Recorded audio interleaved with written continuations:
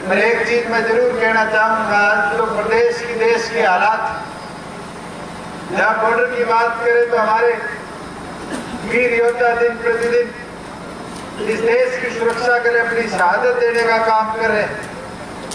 और चाहे किसान की बात, चाहे मजदूर की बात, चाहे महिलाओं की सुरक्षा, व्यापारियों की सुरक्षा की बात, चाहे वो हाथ से काम करने वाले मजदूर से लेकर फैक्ट्री मालिक तक की बात, भारतीय जनता पार्टी की सरकार ने पिछले 4.5-5 साल में इस देश को खोखला करने का काम किया और ये प्रयास किया कि हमारा सामाजिक ताना बाना टूट जाए।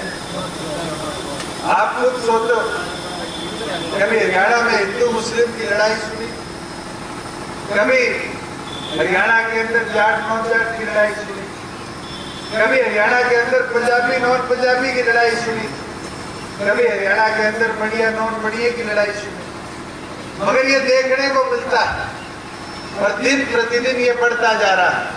करनाल में मेयर का चुनाव हुआ तो इश्तिहार लगा दिए गए कि पंजाबी मुख्यमंत्री है।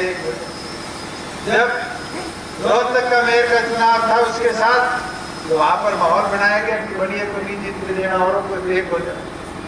चाहे आरक्षण वाली बात आई, चाहे उससे पहले चुनावों की बात आई, ये भारतीय जनता पार्टी और आरएसएस का प्रोपेगेंडा है। उनकी सोच है कि किसी प्रकार से हमारे बीच में सामाजिक ताने बाने को तोड़ा जाए। 4 ऐसे वाक्य हो चुके हैं जहां हमारे बीच में धार्मिक लड़ाइयों के प्रयास करेंगे, सोना में करेंगे, पलवल में करेंगे। और मैं तो आप सबको बधाई दूंगा, 36 बिरादरी एकजुट होकर इस चबूतरे पर आती है और 36 बिरादरी एकजुट होकर फैसले निर्णय लेती है कि समाज को, इस प्रदेश को कैसे आगे ले जाने का काम किया जाए। साथियों, बुजुर्गों, आज सबसे जरूरी जो देखने की चीज, अगर बेरोजगारी है तो वो एक धर्म में और एक जाति में नहीं। आज बेरोजगारी है तो 36 बिरादरी के युवा साथियों में बेरोजगारी। आज अगर महिलाओं की असुरक्षा की हम बात करें, रेप के, छेड़खानी के, मर्डर के जो आरोप लगते हैं वो एक जाति विशेष के अंदर लगते हैं। आज 36 बिरादरी में वो घटनाएं देखने को मिलती है। आज अगर कहीं लूट मचती है तो क्या घर पूछ के आते हैं कौन सी जाति का, या पेट्रोल पंप या बैंक पूछा जाता हो, एटीएम देखा जाता हो ये मालिक कौन सी जाति का। आज लोग ये प्रयास करें कि किसी ना किसी तरीके से हमारे सामाजिक ताने बाने को कमजोर किया जाए। बुजुर्गों, युवा साथियों, ये तो छोटा बालक जब रोता है तो एक खिलौना हाथ में दे देते हैं, झुंझुना हाथ में दे देते हैं कि वो रोने से रुक जाए थोड़े समय के लिए, या मार्केट में गया है तो उसको एक टॉफी लॉलीपॉप दे देते हैं कि कहीं ना कहीं वो रुक जाए। आज ये हालात मोदी सरकार ने कहीं ना कहीं हमारे किसानों के साथ करी। अगर मोदी जी इतना किसान हितैषी होते तो फसल बीमा के पैसे मृत्यु किसान के खाते से सरकार काटने का काम करती। ये 6,000 में से पहले काट के 50 पैसा किसान के खाते में देते। अगर मोदी जी इतने किसान हितैषी होते तो आज एमएसपी की बात करते हैं, पूरा अनाज किसान का एक एक दाना एमएसपी पे खिलवाने का काम क्यों ना करते। अगर इतने किसान हितैषी होते तो मोदी जी आप ये बताइए फिर हमारे किसानों को फसल ले जाते वक्त मंडी में भारत पे पटवारी की मोहर लगा के आनी क्यों पड़ती।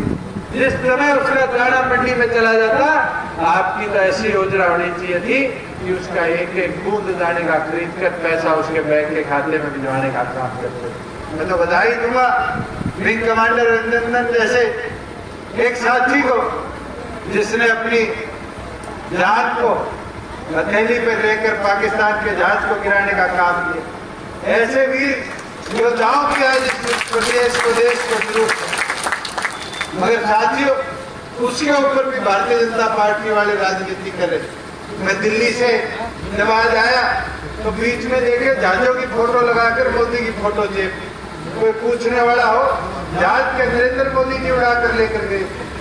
आज तो ये हालात है, अगर सेना के कमांडर कोई जाकर गोलियां चलाकर आते तो मोदी जी की फोटो लगा दी जाती। आज तो सेना के ऊपर भी राजनीति करने लगे। मैं आग्रह करूंगा आप सबसे इस चीज को समझने का। इनने पिछले 5 सालों में कोई भी मौका छोड़ने का काम नहीं किया, चाहे वो सेना की बात हो, चाहे आसमान के अंदर रॉकेट छोड़ने की बात हो। रॉकेट भी छूटता है तो मोदी जी जाके बटन दबाते हैं, जैसे मोदी जी ने रॉकेट को ऊपर से नीचे तक बनाने का काम किया। सब्सक्राइब करें और साइड में दी घंटी को भी दबाएं ताकि आप तक हर समाचार पहुंच सके।